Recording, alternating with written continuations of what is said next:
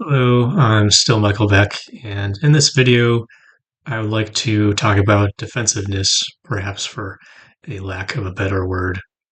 So often, my defense of others is a reactionary defense of myself in disguise.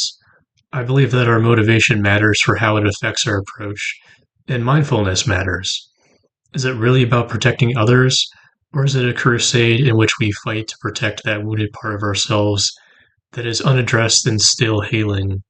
Instead of fighting to work on ourselves, we rush to fight for others while we ourselves are left unchanged and unprotected. This is something that I've been processing and thinking about. It's something that I've noticed that's kind of been a change that's been happening over time, and I'm not sure exactly what's prompted it, but I think it's a good sign of growth.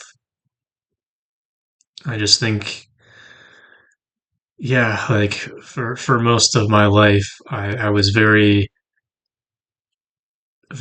protective and defensive of other people, and I would rush to the defense of my parents, of my sister, and other people. But I didn't,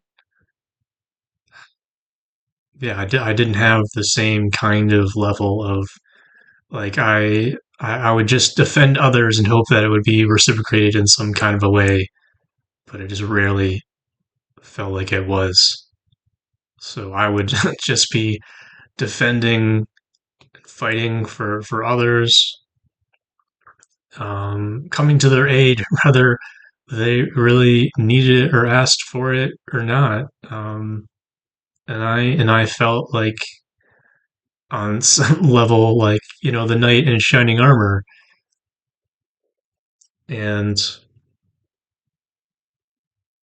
I would get like so like worked up and bothered at stuff that would happen to others. I took it so personally, and I think that, yeah, there's like so many instances, so many cases where we people have gone through really traumatic, wounding experiences, and that then go on to help others. And I think that's a really beautiful reality of being the wounded healer.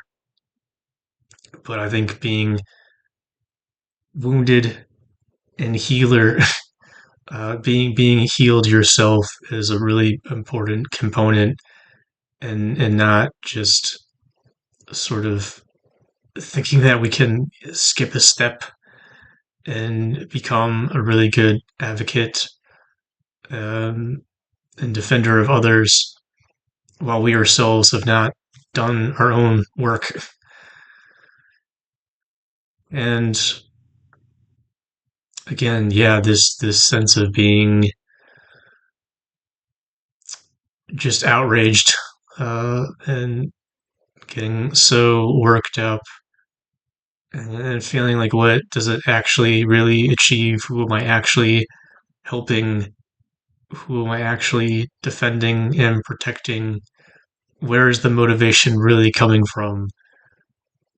And and again, I think so often the conclusion is that there was this wounded part of me, that little version of myself that felt so hopeless and defenseless, who felt like no one was protecting him and coming to his aid.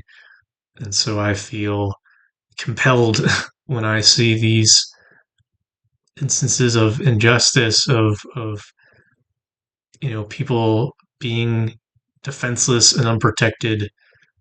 I see a part of myself in that, and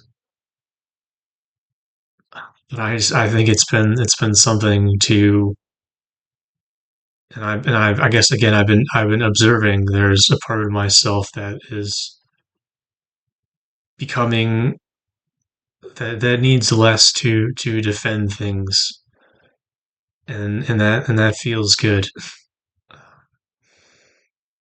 Like, I don't yeah, I could list a number of things, but yeah, I don't at this point like feel on the same way that I need to defend my family.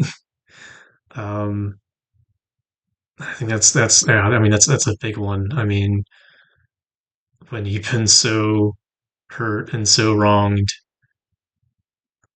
and it's hard to accept that because to again, yeah, it's maybe that kind of speaks to the whole thing is that the defensiveness and the protection of others can be a barrier that keeps us from accepting realities and the things that have happened to us. Um, they're just to be able to be observational and to yeah make observations without judgment, to be critical.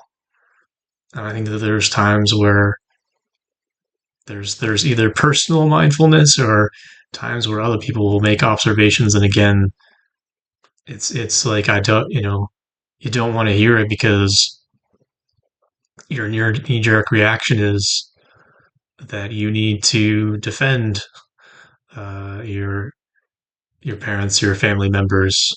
You need to defend your pastors, your church, your congregation, your religion, your God.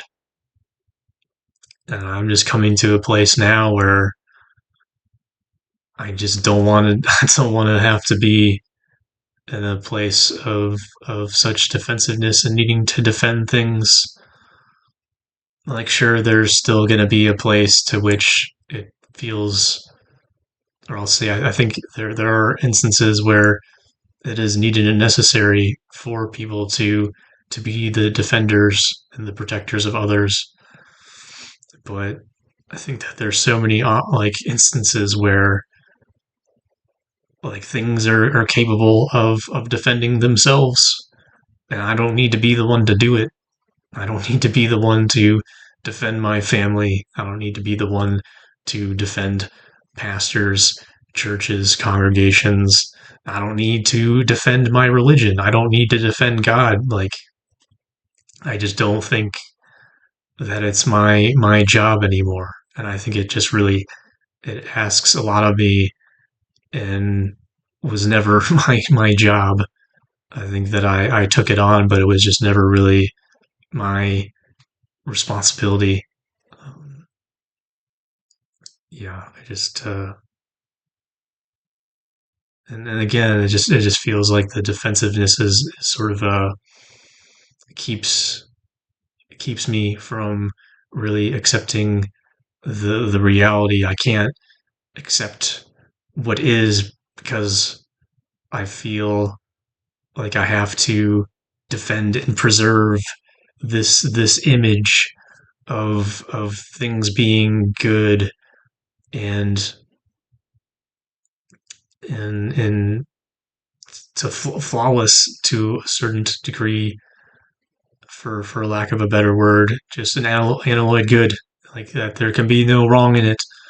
Um, like really being in a place where rather than having this defensiveness that um, again this reaction rather than a response of acknowledging that and in most things it's a gray area, there is good and there is bad, and but it's hard to admit and accept that if you're having to jump to be like, no, that's not true, this is how it is, this is good, this is right, these people are good, these people are right, this is okay.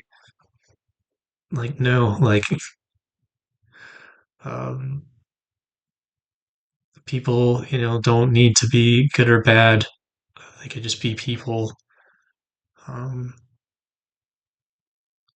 yeah, I mean, there's been so many mistakes, so much wrongdoing, instances where people could have done better. Um, but there, were some good things that were done. Um, some things that I am grateful for, things that I have been blessed by. And so just being able to hold all of that and both of those things, the sort of duality, if you will. And so hopefully I managed to articulate that well enough. I had some initial notes here, but then I kind of just went off to elaborate in my own way on the spot here.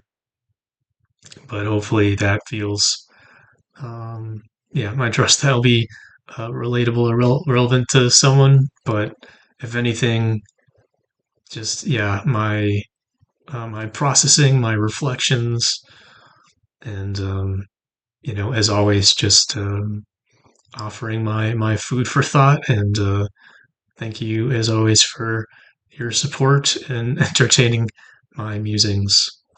Until next time, please stay well and take care. All right, bye.